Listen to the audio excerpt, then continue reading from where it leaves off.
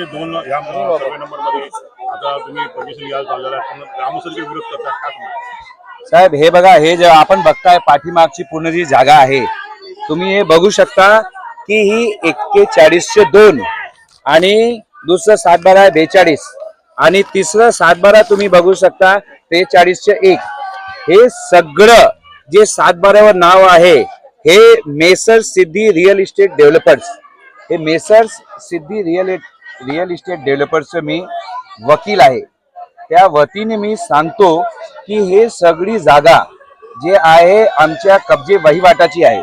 मी कब्जे वहिवाट हा शब्द वापरतो कारण आमच्याकडे हे कब्जा पावती, हे नारायण भोईर व त्यांच्या कुटुंबाने आम्हाला दिलेली कब्जा पावती आणि त्याच्यानंतर कब्जा पावती सकट तुम्ही बघू शकता आमच्याकडे त्यांनी केलेलं डीड ऑफ कन्व्हेन्स.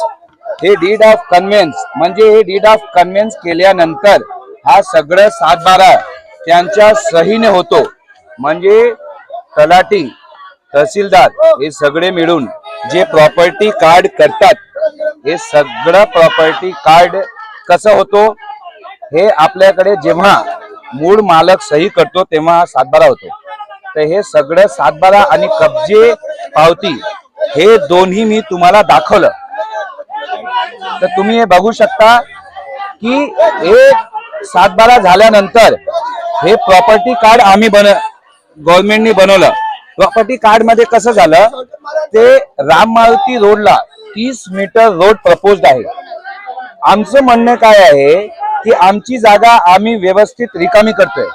रिकामी काय करतोय की 30 मीटर रोड या गरीब माणसं जे जाताना त्यांना त्रास होतोय, तर रोड मोठं व्हायलाच पाहिजे, ठाण्याचं डेव्हलपमेंट व्हायला पाहिजे. म्हणून स्वतःहून आम्ही आपली जागा डीपी रोडला आम्ही दिलेली आहे ठाणे महानगरपालिकेला. तर ते रिकामी आम्ही आमची जागा रिकामी करतोय. तरीही जे मूळ मालक आहेत नारायण भोईर, त्यांचा मुलगा राम भोईर आणि ते 4 मुलं आम्हाला फक्त नाहक त्रास देत आहेत की आम्ही ही जागा साफसफाई करून टीएमसी ला हँडओव्हर नाही करायला पाहिजे. आणि हे आम्ही करणारच, कारण हा मोठा रोड व्हायला पाहिजे, गरिबांना जाण्यासाठी रस्ते मोठं व्हायलाच पाहिजे. आणि आम्ही हे रस्ते देतोय टीएमसी ला. तर हे खोटं सांगून लोकांना दिशाभूल करण्यासाठी बाहेरचे लोकांना आणून, असे बाउन्सर लोकांना आणून आम्हाला दडपण आणण्यासाठी तुम्ही बघू शकता की इकडे कसे प्रकारचे प्रवृत्त लोक आहेत. हे तुम्ही बघू शकता, हे समोरची माणसं हे यांच्यावर काय ना काय गुन्हा दाखल असेल, काय ना काय गुंड प्रवृत्तीचे असतील. म्हणजे ते आम्हाला फक्त दडपण आणण्यासाठी तुम्ही पाठीमागे आवाज बघू शकता. आम्ही रितसर बोलतोय की गरिबांना लोकांना जाण्यासाठी हा डीपी रस्ता मोठा व्हायलाच पाहिजे आणि ते आम्ही मोठं होऊन करण्यासाठी टीएमसी ला हँडओव्हर करणार आणि रस्ता मोठं करणार. त्यांची काय घरं याच्यामध्ये बाधित होतात का? बघा, त्यांचं जे घर आहे, जे राहतं घर आहे, त्यांना आम्ही हात लावत नाही आणि जे टॅक्स लावलेली जागा आहे त्यांनाही आम्ही हात लावत नाही. पण हे मूळ त्यांनीच आम्हाला कब्जा पावती मी तुम्हाला दाखवली, तुम्हाला टायटल दाखवलं. हे सगळं आम्ही आमची पोझिशनची जागा कोणाला देतोय, टीएमसी ला हँडओव्हर करतोय.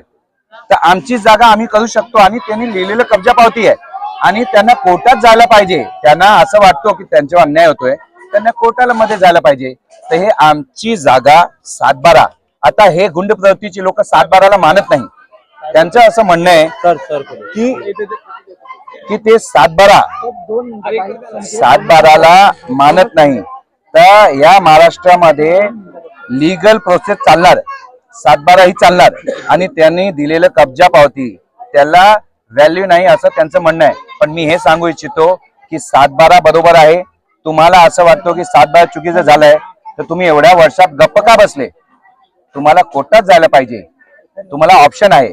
पण हे फक्त दडपण आणण्यासाठी बाहेरची माणसं घेऊन येणं, गुंड प्रवृत्तीची माणसं घेऊन येणं आणि टीएमसी ला आम्ही जागा देतोय त्याला थांबवणं हे चुकीचं आहे. इकडे जे कारभार आहे ते स्वतंत्रपणे चालणार आणि ठाण्याचं डेव्हलपमेंट हे गुंड प्रवृत्तीचे लोक थांबवू शकत नाही, एवढंच मी म्हणणार. आणि लास्टला एवढंच सांगणार की काही पत्रकार जे एकच बाजू दाखवतात आणि त्या एकच बाजू दाखवण्याने एक वेगळ्या प्रकारची भूमिकेमध्ये येतात, त्यांना मी एवढंच सांगणार की तुम्हाला पत्रकारिता करायची असेल तुम्ही करा, पण दोन्ही बाजूंना दाखवा.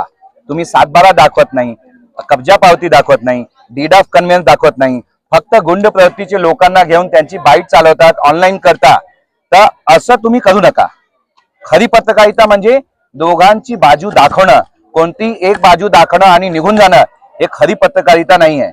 मी एवढंच सांगणार, सगळ्यांना बरोबर चान्स द्या, दोघांची बाजू ऐका, दोघांना समोर करा आणि दोघांची बाईट चालवा. फक्त एकच बाईट चालवून चुकीचं दाखवणं हे खूप चुकीचं आहे.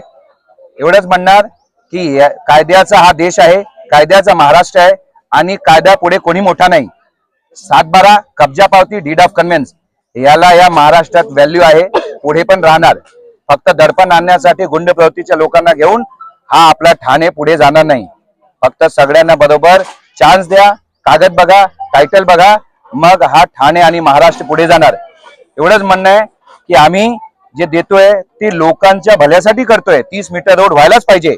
त्यांचा विरोध जे 30 मीटर रोडला आहे ते आम्ही होऊ देणार नाही.